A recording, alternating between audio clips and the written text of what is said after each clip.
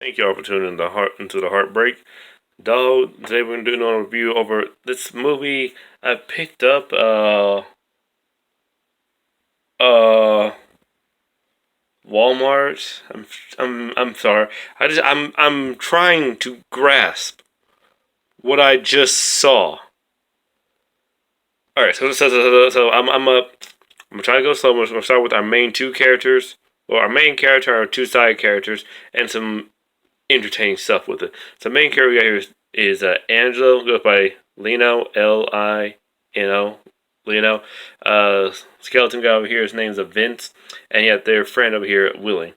So those are the main two characters. Now, how this film opens. Before I get into that, this film is rated R, so again, animation looks pretty cool. Do not let your children, if you do not feel comfortable, and funny thing, this is a G Kids, which is absolutely amazing, and I love it. But completely original. I'll say, well, maybe. Oh God. So, oh, I cracked it. Okay, now we got that out the way. I'll tell you right now, when y'all, when this movie opens, it starts off with like this chase scene, like this woman carrying a baby. She's running through alleys trying to get away from the men in black, and there's a so there's she manages to get away. She hops over a fence, falls into a car, and this dog thing starts attacking these men in black guys. And there's something about one of the bigger guys, this guy over here. He starts saying something about how he shouldn't have betrayed him or whatever. And then it cuts to our main character right here, Lino. It cuts to him, and he's basically just doing his job. And this girl triggers the whole thing to where him and his friend get thrown into a whole bunch of freaking craziness. And this is MKZ. They live in a city called DMC, or Dead Meat, the Dark Meat City. I know, make your innuendo jokes all you want. That's kind of the point of it. Or, as you call it, death, murder, crime. And, I'm not going to spoil more than that. I will just say this much. This film, this movie, it left me cleaning my camera lens. Lovely. This movie, it just left me wanting more in the same way Fully Cooley Season 1 left me wanting more.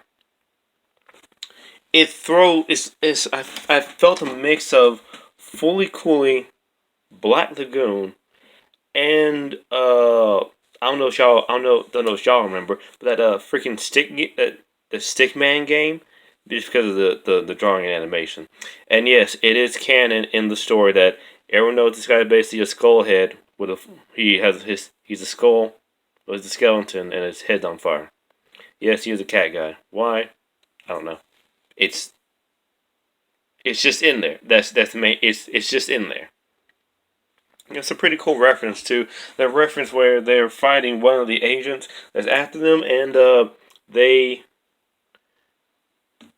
end up basically knocking him out. And as they run away, one of the characters says, "Hey, did you take his gun?" And the guy made a reference to, "Hey, man, I ain't now why I do that? This ain't Grand Theft Auto," which is funny because there's three gangs in here that resemble Grand Theft Auto games from like San Andreas, and it has a really gangsta vibe to it, and shows pretty much a town where these people want to get out of it, but they know getting hell well. This is where they're born at. This is where they're basically on the grind to get out of the projects and be like big smoke and get out and perspire and proceed to get out and make something of yourself and not die in this hellhole of a city. Okay. The acting was spot on. Now, I will say this much. The animation, it jumps around every now and then. It's done by the people who made the AniMatrix. I love the AniMatrix.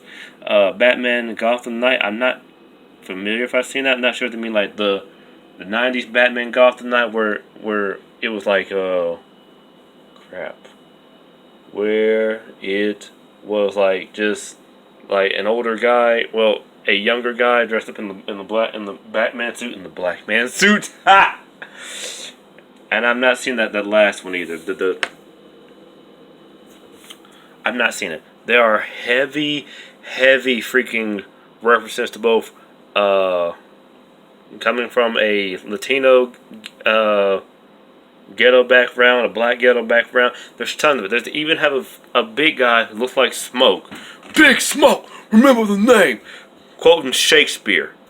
And like, I'm getting all kinds of vibes from like, dang it, what was that movie? God dang it, what was that movie? With Samuel Jackson. Poltergeist? P something. It started with the P, I can't think of it, where he's like quoting like Bible verses, not Bible verses, but like Shakespearean verses. But the main story is pretty much, they're trying to figure out what's going on. He has something going on with his past and he's just trying to just get away from it. And the men in black come after him. It's a whole crazy chase. Again, it's like truly reminiscent of Fully Cooley thrown in with Black Lagoon, thrown in with Sci-fi. That is the best analogy I have for it. Oh, fun fact too, even with this movie, since it was done by the people who did make the AniMatrix, there is a reference. So, AniMatrix people.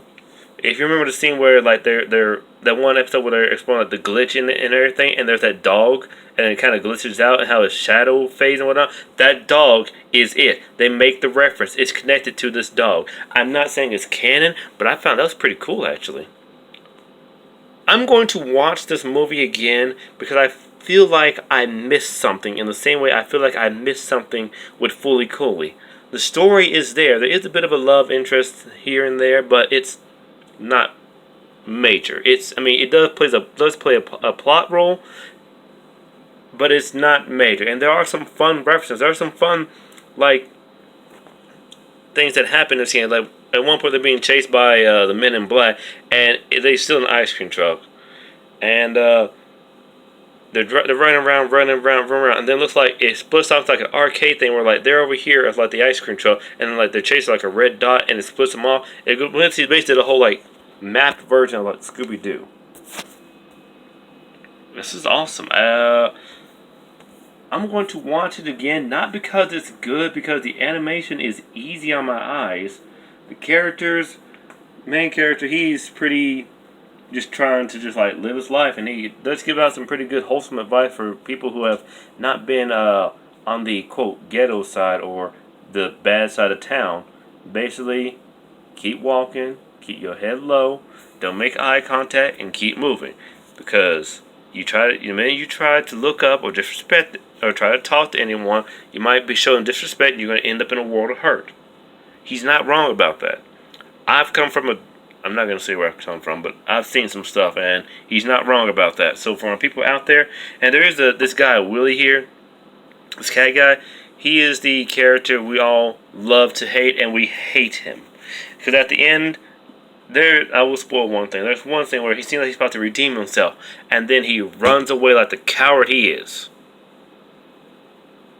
That's all I'm going to say. There's some pretty awesome gunfights, some pretty awesome car chases as well. There's a whole lot of sci-fi and whatnot just thrown at you and thrown at you. I feel like this feels like the pilot episode for something. This would be a great pilot episode. If they turned this into a TV series, good 2 season, maybe 3 season one, with like a bonus 4th season for like just epilogue and filler, this would work. I feel like this would be great. It works great as a pilot. As a standalone movie, the story, like I said, as you've been listening, it is everywhere.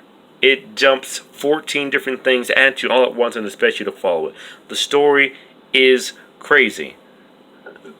There is a story to it, and it's well animated too. I was actually feeling for the character, like what is going on. I couldn't tell what part was just a fever dream, what part was just like actually happening. This movie I'm going to watch again, and even outside the story, I went watching it just because I want to understand more. This feels like it should be a plot. Do I recommend you go out there and buy it? Yes, actually. Well, I recommend holding on to it. This is one of those things where it falls between you either holding on to it and just put it in because you got nothing else better to watch, or you are going to share this with your friends and like pass it around to them. This is the kind of movie this is. This is what you have after I'm not experienced as myself, but after basically being stoned out of your mind or drunk and you need something to basically wrap your mind up. This will do it. There is some entertaining stuff out there. So I would buy it and pass it around to some people. And after that, if they end up taking it, hey, big whoop. You end up breaking it, big whoop. It was a fun action. This is basically action the movie. There's some pretty awesome stuff in this, and there's some pretty wholesome stuff that actually does circle back around to that whole difficult upbrazing. There's some good kicks at that. But I'm gonna read real quick the boring plot synopsis. So,